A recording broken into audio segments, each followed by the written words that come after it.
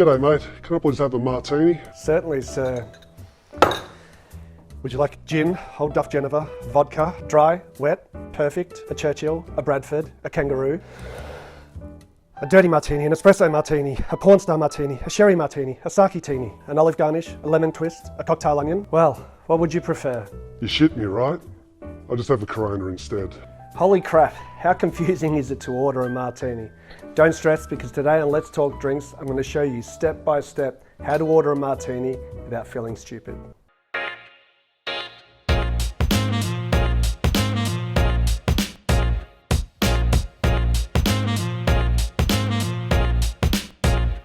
Okay, so the first thing you have to decide is whether you want gin or vodka in your martini.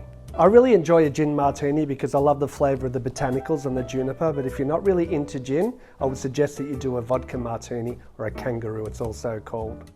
Maybe I'll have gin. I'm not really that into vodka. Sweet. Is there a type of gin that you'd prefer? You're joking, right? You've got like 100 gins here. What do you suggest? For a first timer, I'd suggest a well-made, premium, smooth and delicate gin. I really like using G-Vine.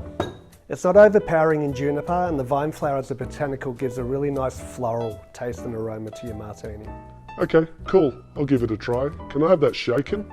Yeah, you can, but honestly, in my opinion, I think that a martini should be stirred down. You see, most of the people that come up and ask for a martini for the first time will ask for shaken because they've seen it in a James Bond movie.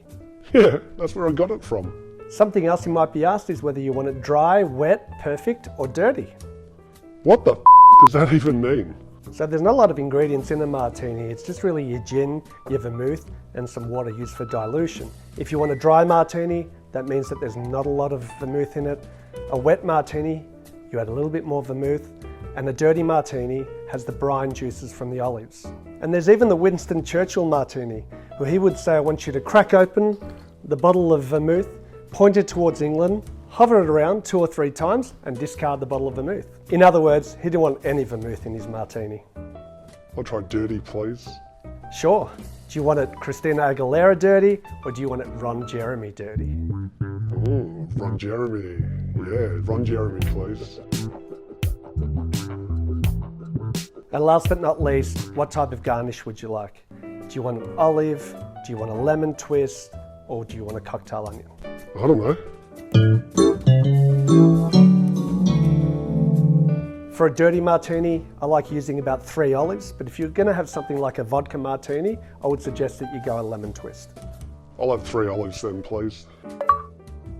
So there you go, guys. Hope that's made it a little bit easier for you when you finally get out of isolation and we can order a martini at a bar.